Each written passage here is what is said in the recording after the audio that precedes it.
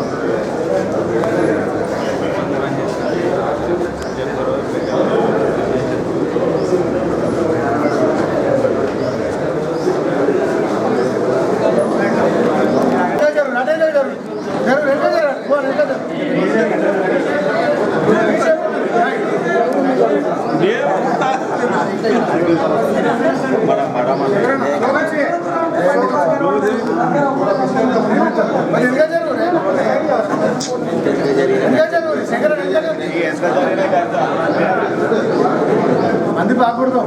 భారత్ మాతా key జై, భారత్ మాతా key జై, జోహార్ జోహార్ జోహార్.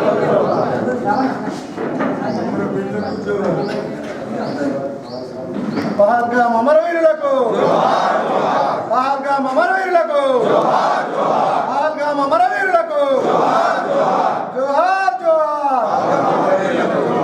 భారత్ మాతా key జై, భారత్ మాతా కీ జై, పహల్గామ్ అమరవీరులకు జోహార్ జోహార్, పహల్గామ్ అమరవీరులకు జోహార్ జోహార్, పహల్గామ్ అమరవీరులకు జోహార్ జోహార్, పహల్గామ్ అమరవీరులకు జోహార్ జోహార్. భారత్ మాతా కీ జై, భారత్ మాతా కీ జై.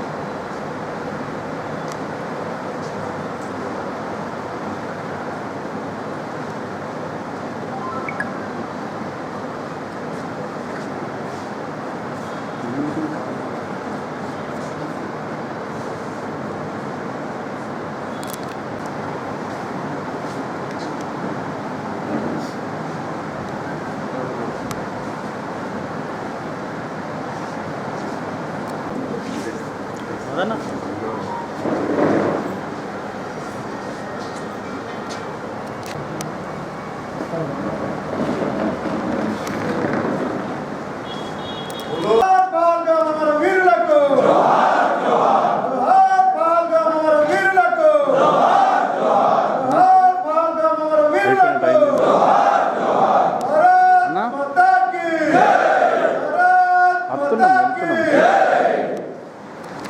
జరిగిన హిందువులపై జరిగిన దానికి జగిత్యాల పట్టణ ప్రజల పక్షాన మరియు గౌరవ శాసనసభల పక్షాన ఈ సంతాప సభ నియోజకవర్గ ప్రజల పక్షాన ఈ సంతాప సభ ఏర్పాటు చేసి నివాళులర్పించడం జరిగింది.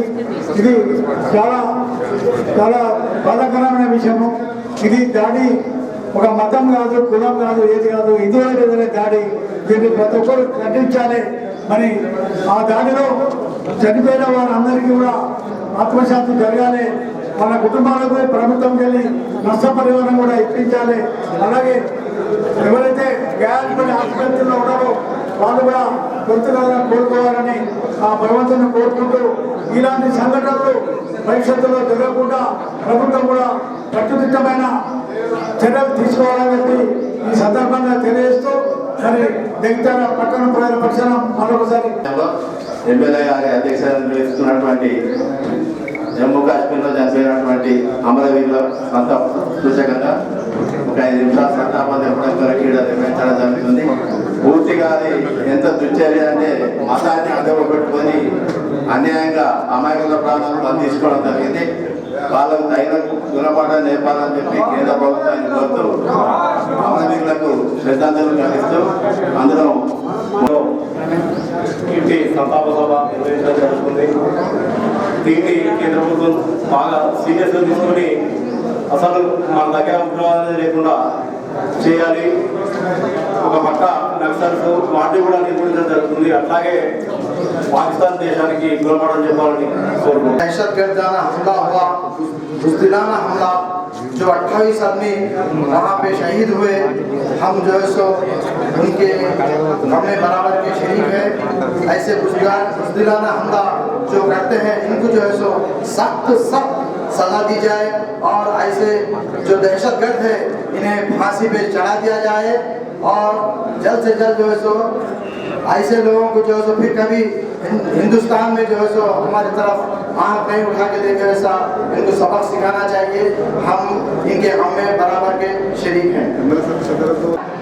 మనం ఎందుకు ఇంత మన దేశంలో తిరగడానికి మనం ఎందుకు ఇంత భయంకరంగా మనల్ని ఎందుకు ఇంత భయపెడుతున్నారని చెప్పేసి ఈ ఆలోచన ప్రతి ఒక్కరు చేయాలి.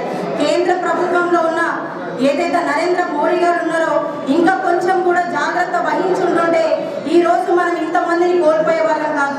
ఎవరైతే కొత్తగా పెళ్లి చేసుకొని మరి అక్కడికి వెళ్ళిన వాళ్ళని కూడా మీ మతం ఏంటి, మీ కులం ఏంటి, మీ పేరేంటి అని అడిగి మరీ చంపడం ఇది కరెక్ట్గా కాదు అని చెప్పేసి ఈ సందర్భంగా తెలియజేస్తూ మరి మన భారతదేశంలో మనం తిరగడానికి మనకింత కూడా స్వేచ్ఛ లేదా? మరి ఆనాడు ఇందిరాగాంధీ గారు పాకిస్తాన్ మెడల్ వంచి మన కోసం ఎలాగైతే ఈ భారతదేశంలో ఇంత స్వేచ్ఛగా బ్రతకడానికి మనకు అవకాశం కల్పించారో మరి ఇప్పుడు కూడా కేంద్ర ప్రభుత్వం కూడా అంతే చర్యలు తీసుకోవాలి. మరి ఆనాడే ఇవన్నీ అలర్ట్ చేస్తుంటే ఈ రోజు మనకి ఇలాంటి గతి పట్టేది కాదు. ఖచ్చితంగా ఇంకా కూడా చర్యలు తీసుకోవాలి. ఎవరైతే మన వైపు చూసిండ్రో వాళ్ళందరి తలలు నరకాలని చెప్పేసి ఖచ్చితంగా వాళ్ళ చావులు చూసిన రోజునాడే ప్రతి ఒక్క భారతీయుడు ఖచ్చితంగా సుఖంగా ఉంటారు. ఎందుకనంటే ప్రభుత్వం నుంచి ₹1 కోటి ఎస్కరేషన్ ఇవ్వాలని చెప్పేసి కొంతమంది చెప్పడం జరిగింది. కానీ ₹1 కోటి ఒక ఉద్యోగంతో వాళ్ళ బాధ తీర్చలేము. కాకపోతే కొంత గొప్ప బాధ తీర్చడానికి అవుతుంది. కానీ ఖచ్చితంగా వాళ్ళని ఏ రోజైతే వాళ్ళ చావు చూస్తామో మన భారతీయ ప్రజలందరూ ఆ రోజే ప్రతి ఒక్కరు సంతోషంగా ఉన్న రోజు అవుతుంది. ఇక నుంచి ఎవరు పాకిస్తానీలైనా ఎవరైనా అక్కడ నుంచి ఇక్కడికి రావాలంటే ఖచ్చితంగా గడగడలాడాలి. ఎవరు కూడా పాకిస్తాన్ నుంచి మన భారతదేశంలో అడుగు పెట్టడానికి లేదు. ఇక నుంచి చాలా స్ట్రిక్ట్ చేయాలని కేంద్ర ప్రభుత్వాన్ని ఈ విధంగా మేము కోరకపోతే మనం ఇంకెక్కడ తిరగగలుగుతాం?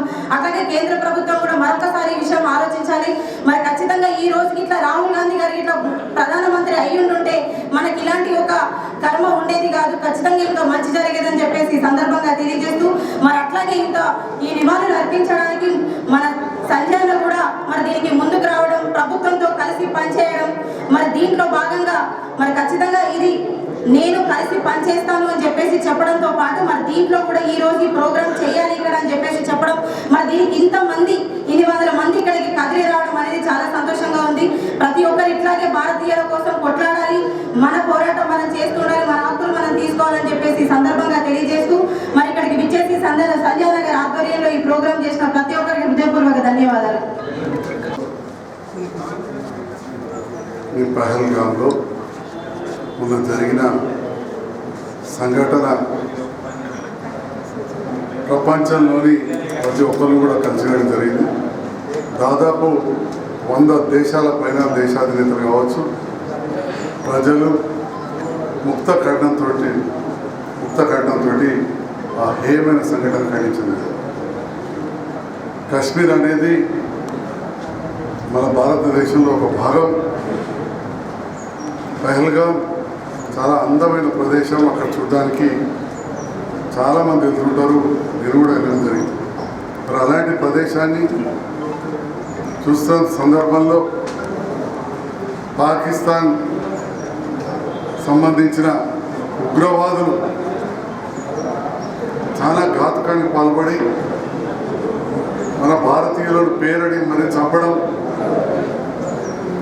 అది కూడా మత విద్వేషాలు పెరిగే విధంగా మతం పేరడి చంపడం అనేది దురదృష్టకరం. కానీ సంఘటన జరిగిన సందర్భంలో అక్కడే ఉన్న ముస్లిం ఎవరైతే ఈ గురాల పైన కొందరు తీసుకెళ్ళిండో అతను కూడా నేను అడ్డుకున్నాడు. అంటే భారతదేశంలోని కొంత ముస్లిమ్స్ కూడా ఇలాంటి సంఘటన అడ్డుకుంటున్నారని చెప్పి తెలియజేస్తాం. ఇది మన ఒక సెక్యులర్ దేశం. మరి అందరం కలిసి ఉన్న నాడే ఈ దేశం బాగుంటుంది. ఈ పక్కనున్న మన పరాయి దేశం, మన దయాది దేశమైన పాకిస్తాన్ మన దేశంలో మత విద్వేషాలు రెచ్చగొట్టడానికి ఇలాంటి ఘాతుకాలకు పాల్పడుతూ అమాయకుల ప్రాణాలను బలికొంటూ ఉన్నారు. ఇది అదనంగా తీసుకొని రకరకాల రాజకీయ పార్టీలు కావచ్చు, వివిధ వర్గాలు దీన్ని ఆసరాగా చేసుకొని లబ్ధి పొందే ప్రయత్నం చేస్తారు. కానీ ఇలాంటి లబ్ధి పొందే ప్రయత్నంలో అమాయకులు బలవుతారు. ఇవాళ ఎంతోమంది టెర్రరిస్ట్ గ్రూపులను తయారు చేసిన పాకిస్తాన్ పరిస్థితి, ఆర్థిక పరిస్థితి, సామాన్యులకు తిండికి లేని పరిస్థితి. ఆఫ్ఘనిస్తాన్ అదే పరిస్థితి. ఎంతో సంపన్న దేశాలుగా ఉన్న ఇరాన్, ఇరాక్ ఇవాళ ఘోరమైన పరిస్థితుల్లో అంటే ఎక్కడైతే శాంతి ఉంటుందో అక్కడే బాగుంటుంది. హరేక్ ఆద్మీ ఆమన్ చాతా హై, గరీబీ సే లడ్నా అగర్ అపన్ లడే తో.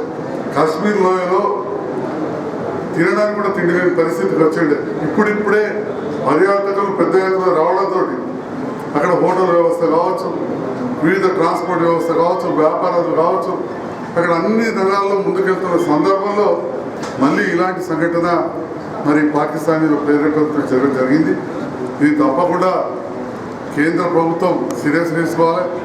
అక్కడున్న రాష్ట్ర ముఖ్యమంత్రి గారు ఈ చంపిన వాళ్ళను క్రూర ముఖాలతో సమానంగా తను పేర్కొన్నాడు. ఉమర్ అబ్దుల్లా గారు కూడా ఖండించింది.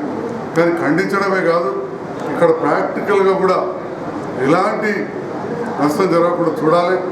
ఎందుకంటే హిందువులకు అక్కడ ఎన్నో పవిత్రమైన ప్రదేశాలు ఉన్నాయి.